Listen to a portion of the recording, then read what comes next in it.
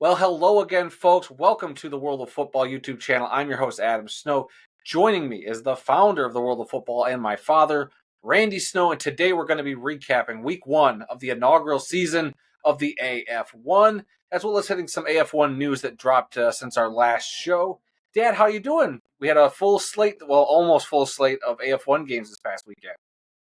Yeah, it was nice to have multiple games on multiple nights to watch.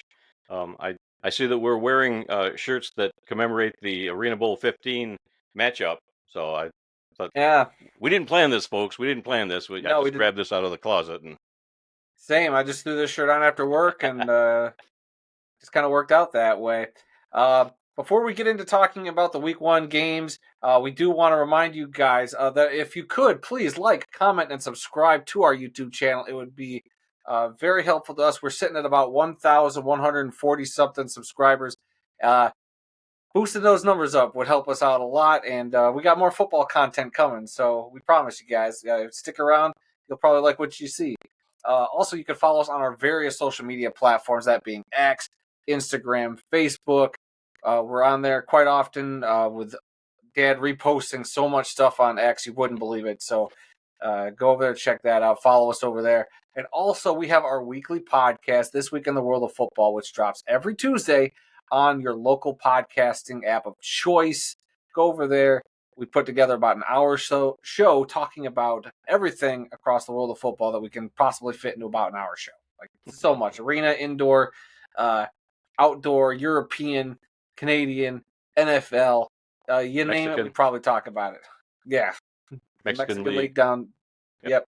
And we're still learning. I've just learned about the Italian league not too long ago, and we're going to have to try to see if we can incorporate that at some point. But that's not why we're here today. Go check out that podcast. Again, available wherever good podcasts are found. So now, without further ado, let's just get into it. It is week one of the AF1's inaugural season, and it kicked off Saturday night and saw the Billings Outlaws, last year's Arena Bowl champions in the Arena Football League, now over here in the AF1. They beat the Oregon Lightning in their home opener 78-38. Let's just get it out of the way. That's the most points ever in AF1 history. Congratulations, Billings. I wanted to make that note. That's the new record. Most points in a game. Look, this was a game that I'm sure there's a lot of negative stuff we could talk about. We'll start with some of the positives, and that is that the Billings Outlaws look like a legit team. They got a lot of weapons, and it looks like they're very well coached.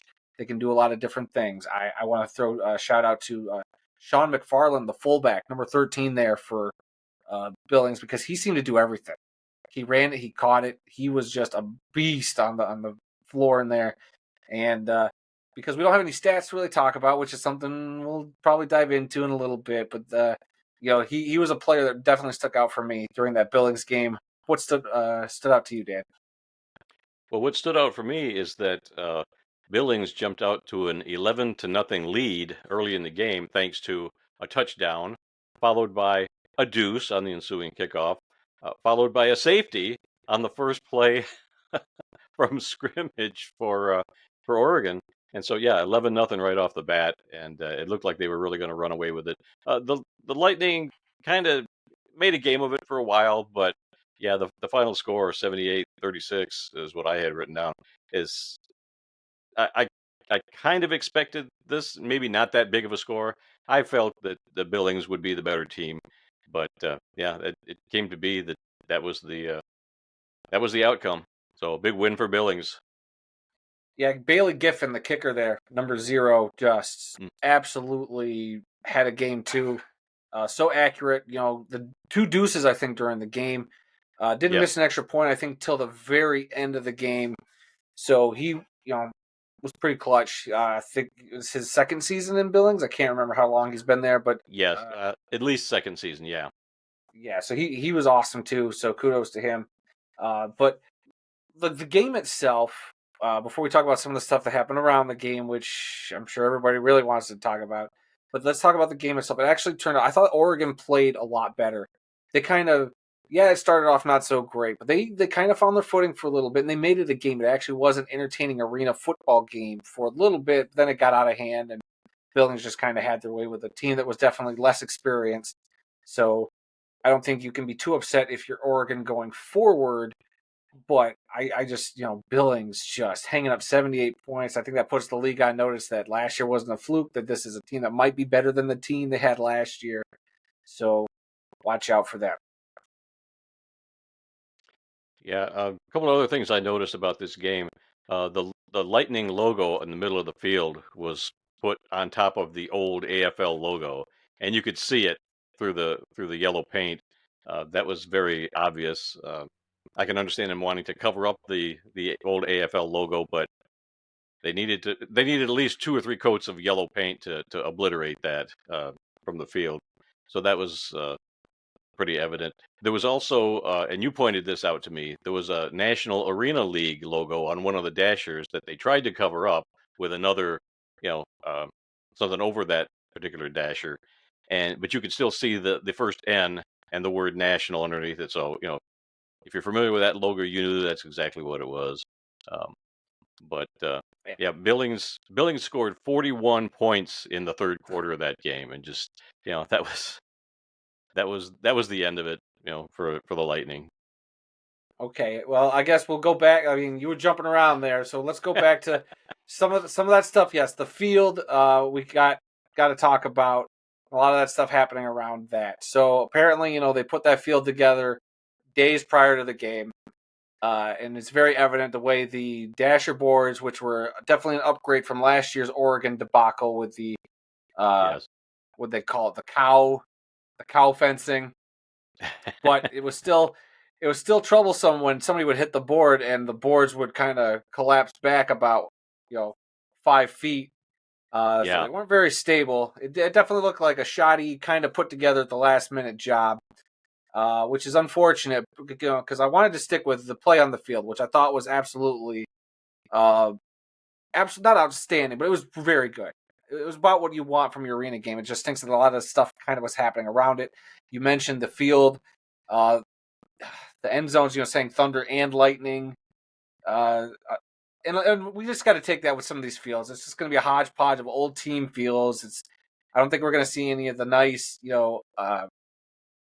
those newer fields we've been seeing kind of pop up around some other leagues. But we just got to deal with that, and that's fine. I can get kind of over that. But the uniform thing, and we will talk about the uniforms a little more in depth. The Black Bears were wearing, or not the Black Bears, the Oregon Lightning were wearing the Oregon Black Bears uniforms. Let's get that out there. They were covered up. Uh, they were just making do because of the supplier issue, which I said we'll talk about in the news later. They released a statement, so we'll talk about that. So going into this, we knew that that's what Oregon was dealing with. So the Outlaws, though, did get their uniforms, and I thought they looked pretty nice. Very Detroit Lions-esque. I think even uh, owner Steven Titus said as much, as they kind of took a little bit of inspiration from the Lions and one of their logos or their uniform sets, which I think is a little homage to you, Randy, Steven Titus's best friend. Oh yeah, sure, yeah, absolutely. Yeah. The only thing I, that bugged me about the Outlaws uniforms was that helmet, but I'll let you continue. Yeah, I was just going to mention the helmet also. I like the shiny black shell this year. I thought the stripes on the helmet were good, but uh, I didn't like the fact that all they had were the players' numbers on the helmets. You know, when I talked to my good buddy Steve last year, I told him that I really liked their logo, but they needed more of a contrast because it was a dark logo on a dark shell, and he said, "Yeah, we're going to work on that for next year." And I guess he likes the dark shell, which is fine, but um, yeah, it's something more than the numbers would be something that I would like to see more than what they've got now. But hey, whatever. Right. It's It's a choice. I mean, it yeah, gives me a little bit of Alabama vibes, but other than that, I wasn't too crazy about it. But what it is, what yeah. it is. Um, Other than that, I mean, I thought the Nets looked fine. We'll see how that arena holds up going forward. I heard something about there not being concessions. I don't know if that was this game or one of the other games where the concession stands weren't even open for the game. So that's another issue. They got a lot of stuff to work out there. They also got to work out some of the announcer issues. This was a theme I thought I saw across the games I watched over the weekend, was the announcers' lack of AF1 knowledge. Like nobody Yes. threw them a rule book. Nobody gave them, even some bullet points, a little cheat sheet. because no offense, as much as I think we would be terrible as AF1 announcers, I think we definitely could have done a better job in a pinch. Uh, but we'll see what happens. I mean, these streams on Evergreen now. I thought my stream was fine. I had no issues with the stream itself. We just got to get the on-air people to step up their game a little bit. The halftime interview with Jeff Fisher and Steven Titus was a bit cringy to me. The audio quality was bad. I don't want to throw that Yeah. kid under the bus. Who knows, what was happening right before that. But I don't know, just not. Oregon's got some work. Let's just say that. I think that whole Oregon organization, their presentation from on the field to broadcasting any games from that arena, they've got some work to do, and that's putting it nicely. Yeah. When I told you, because you were home watching it and we were texting back and forth, and when I pointed out how one end zone said thunder, at first maybe I thought, well, is that supposed to be thunder and lightning or what's the deal? But I did a little research while the game was going on, and there was a team out there last year called the Oregon Thunder. They played in a very, very minor indoor league. I think it was called the American West Conference or something like that. I don't know Mm. if they're back this year or not. And I think I'm 99% sure they played in the same arena that the Lightning are playing in now. So that could be left over from the old team. It kind of did go together, Thunder and Lightning. But at Yeah, least that's what I found when I was doing a quick search looking for Oregon Thunder. yeah. So definitely the Oregon franchise has got some work ahead of it.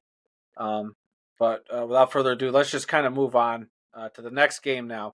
And that was Sunday, which saw the Corpus Christi Tritons in their first game in AF1 action, taking on the Salina Liberty. They defeated the Liberty 40-12. This was a game that was notable across social media because only one set of rebound nets was put up during this game. Uh, I want to share a tweet from an arena personality out there in the X Sphere, Zach Keelman. He has the UFL podcast and he does some other stuff around the arena sphere. But he was like live tweeting during these games, so it was a fun follow if you guys get a chance. He said, so getting the elephant in the room out of the way, Corpus Christi only hung up one set of nets. They have two sets, for those of you who are wondering. The arena had a concert the night before, which altered or affected this, but it's frustrating all the same. And Tim Mm. Capper, our friend over at Arena Fans, said pretty much the same thing, that there were some issues. They had the show the night before, and there were safety concerns getting the second set of nets up. So I get why they wouldn't hang it up. It is frustrating from an aesthetic standpoint. It's like, this is arena football. You got to have those nets up. I want to say that it should be zero excuses. These arenas, if you're going to be putting on these games, you should have. I get it. It's their first game. I get it. But there's got to be a point where it's like, no, look, you guys got to know how to get these nets up, like before a game. Like, Yeah. it shouldn't be that complicated. I don't know the logistics of it, so I'm not going to sit here and dog too hard on them. But it does stink to watch a game where it was kind of frustrating at points, because it's like they could only go in one direction.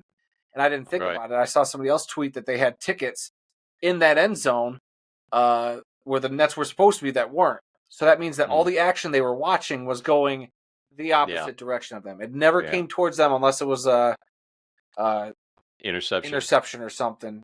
So that would have bummed me out as a fan. I mean, I guess they could have moved, but still, that's Yeah. not the point. The point is Yeah. there should have been nets there and action should have been coming at them. But Yeah. regardless, let's talk about the game itself. Unless you got anything else to say about the nets. No. All right.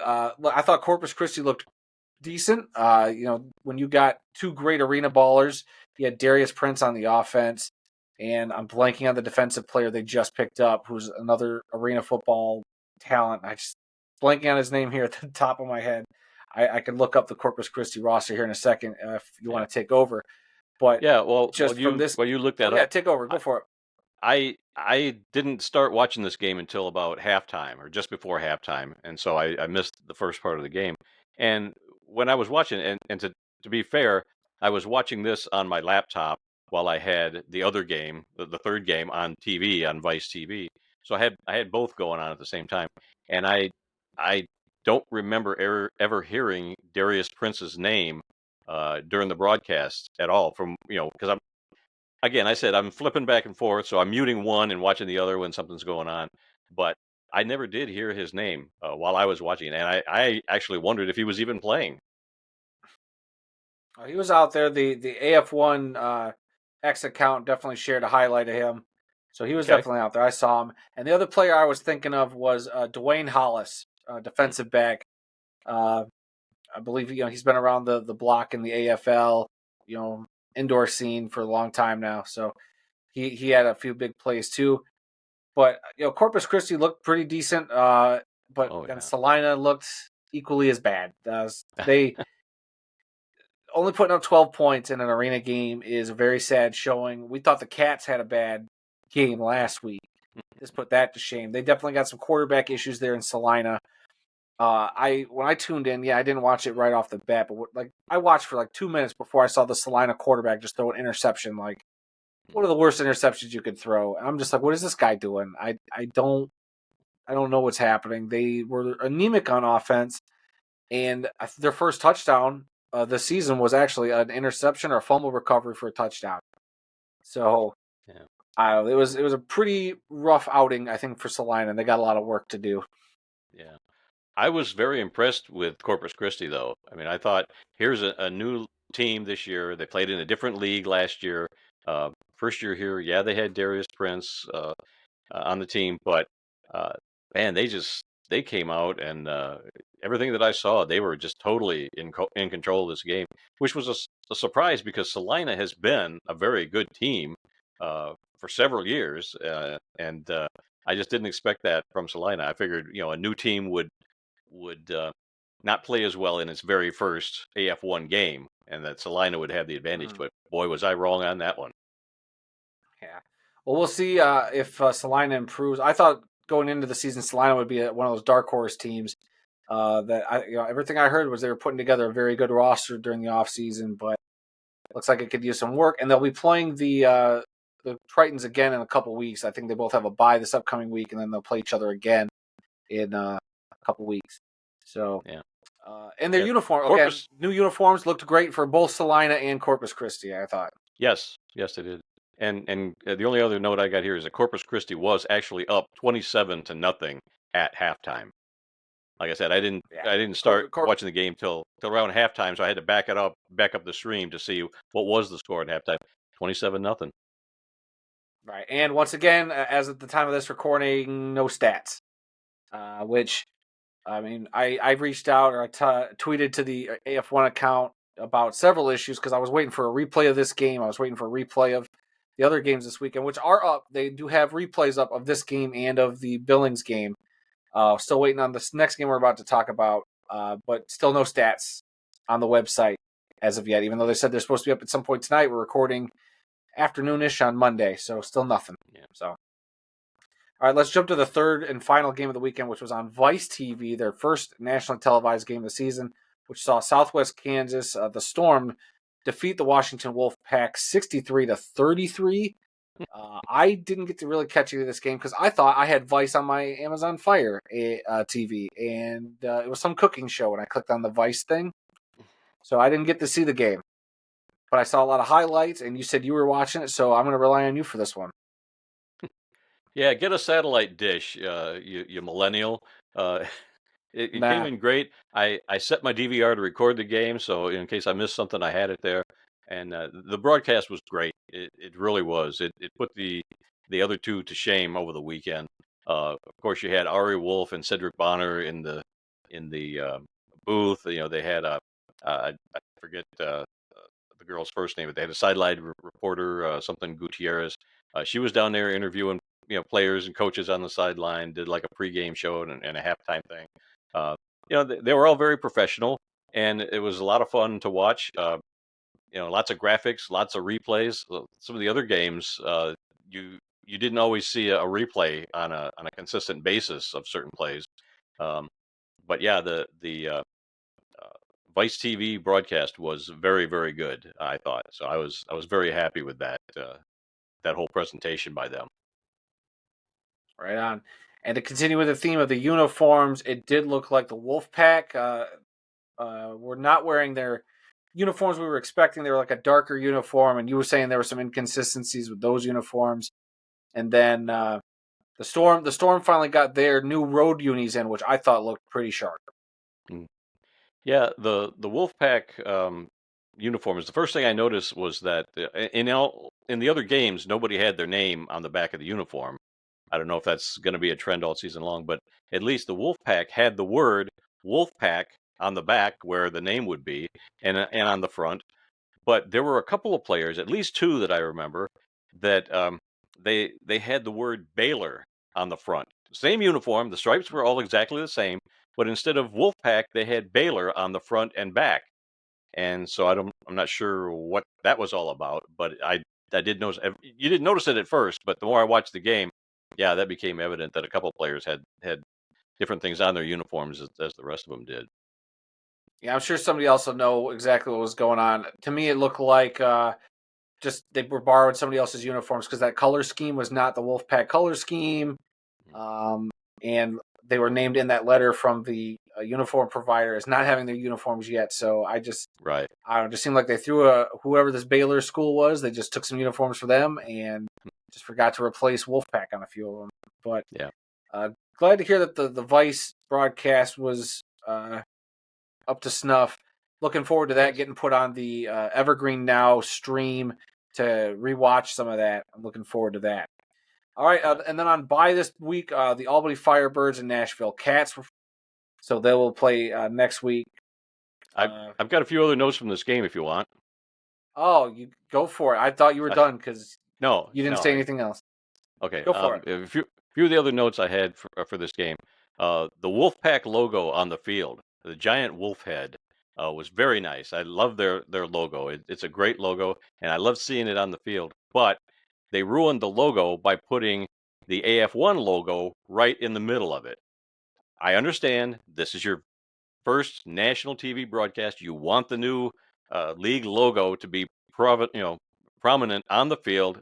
I get that, but to have it over the uh, logo of the team, it really it ruined. I mean, one or the other. The it just did not work for me. I don't Well, know if you saw if it last year, they had the league logo of the AFL on there too. That's also why I was covering up because mm, the AFL logo was in the middle oh, already, and then okay, yeah. So it's just they're yeah, spray painting on top of spray painting, and it just I think it looks terrible. It could yeah, be cool, but it just looks like they're just covering up a bunch of stuff, and I think it looks bad. yeah, I really yeah. do. Yeah, the AF1 logo looked good there, and I would have been happy if they just have had that on the field. But they do have a really cool logo, and I would have liked to have seen that also. But it was Mm. distracting seeing the nice wolf head logo and then the AF1 logo on top of that. Just they didn't go together. It just kind of ruined that experience for me. The Washington kicker's name is Manny Higuera, and from what I understand, he's 5'5" tall, which is shorter than me, if you can believe that. And he weighs 300 pounds. When I saw him coming out on the field, I thought, "Oh my gosh, there's a bowling ball with a uniform on and a helmet." He's he is so big, and he had no knee pads. His shorts were up over his knees, as if I recall right, and no knee pads, and he looked like an eighth grader running out on the field. It was comical. I mean, he did a decent job, but it just it was a little comical to watch. Good luck to him though this season. And I mentioned the Wolfpack name on the back of the jerseys. Um, Southwest Kansas was up 38-13 at halftime, and uh,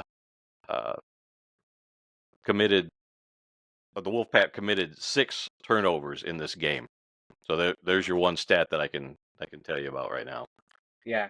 Again, no stats for this game. The league, I think, is dropping the ball, not getting these stats out faster. I mean, granted, we're recording on a Monday. I mean, maybe we need to push our show back to accommodate for the league getting their stats out. But I'm sorry, league. I feel like these stats should be up an hour or so after the game at worst. Like, they got to work on that. So there's a lot they can work on. It's I'm going to still a keep work in harping on that. progress for them.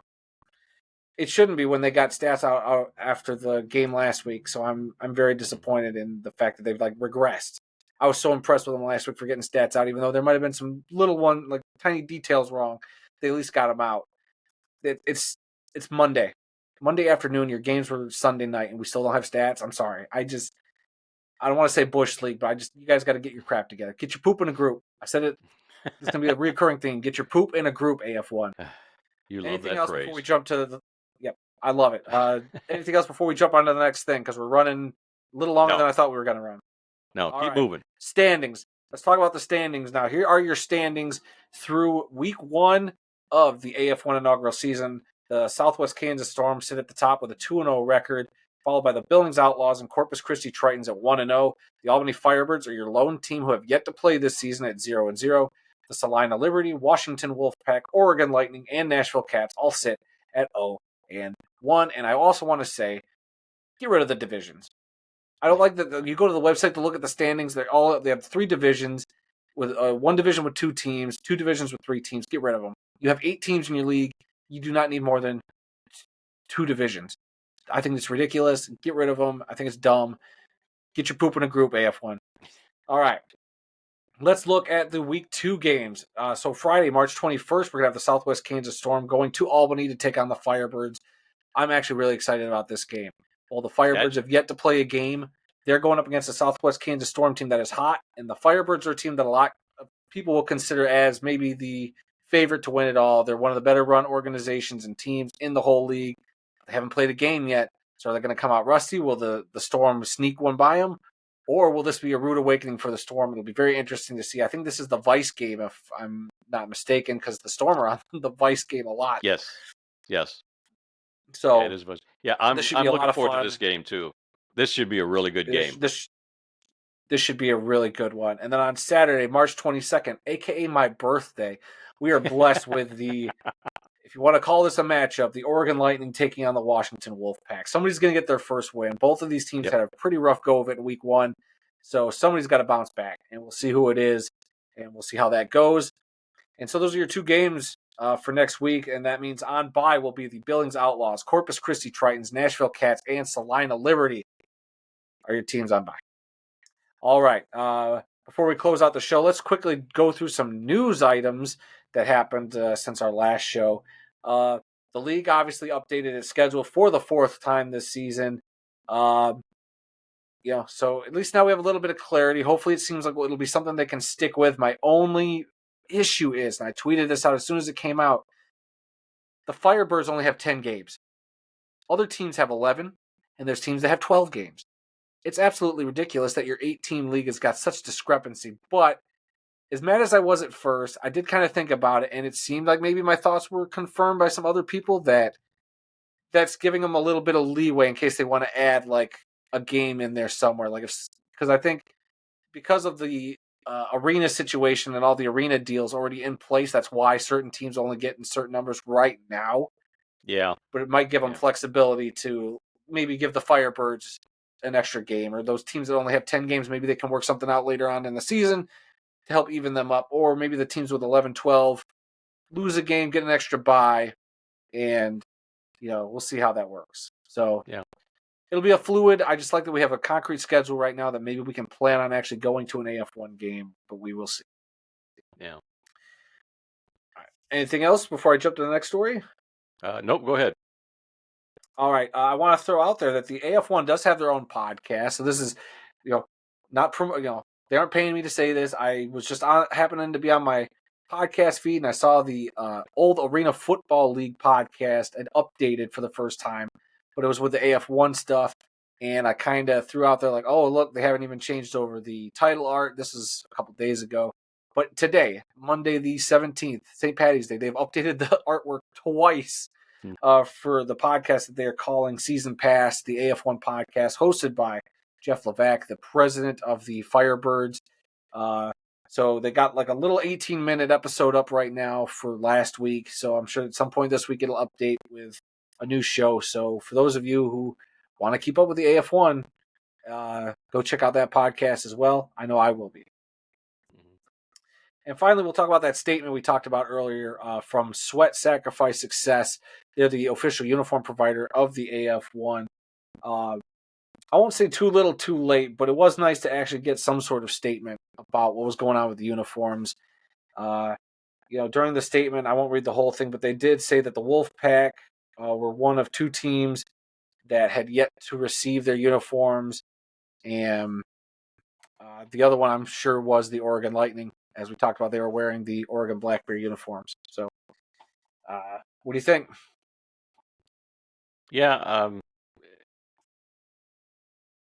basically, yeah, what you said. I mean, it's nice that they owned up to it. From what I read in the statement, they said that they had received the wrong shipping address, and so couldn't be delivered. And by the time they sent them back out again, they knew they weren't going to make it to the two teams for their first game. So um, sorry to hear about that, but looking forward to see the uniforms next week.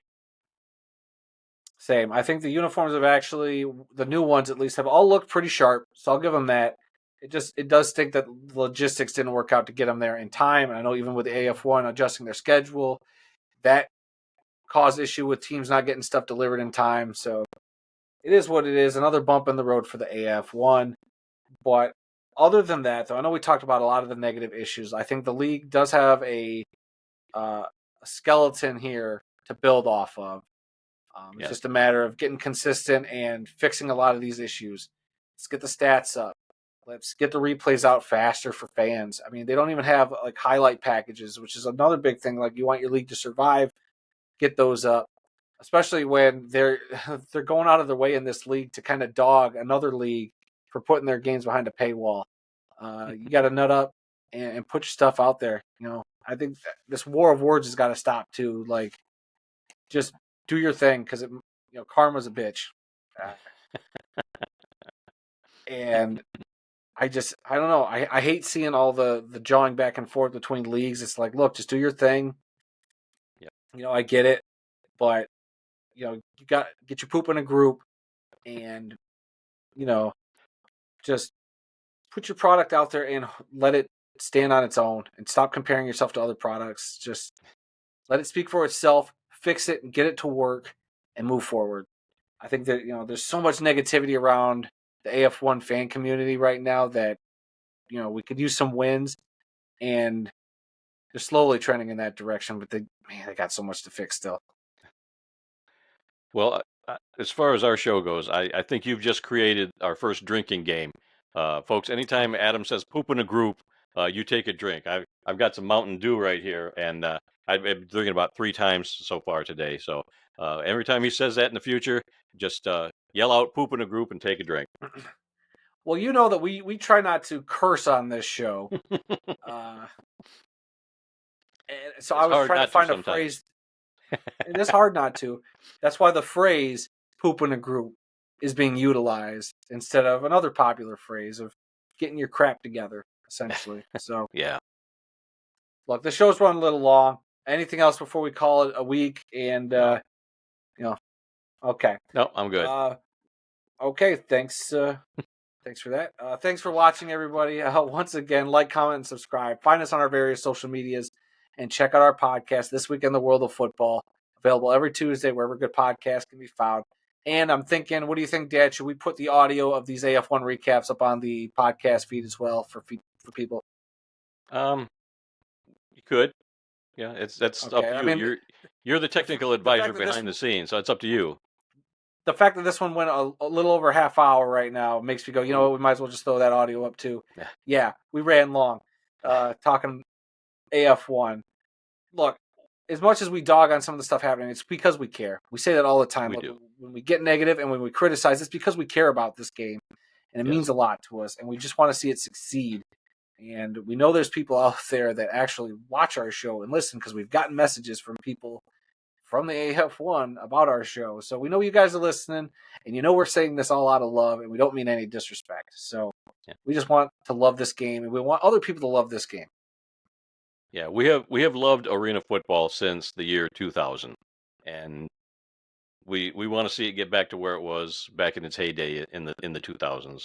So uh, that's why we criticize, because we know what this league can be, and we'd love to see it back there again. Right. Because we know right now it's in a spot of rebuilding, Yep. and that's fine.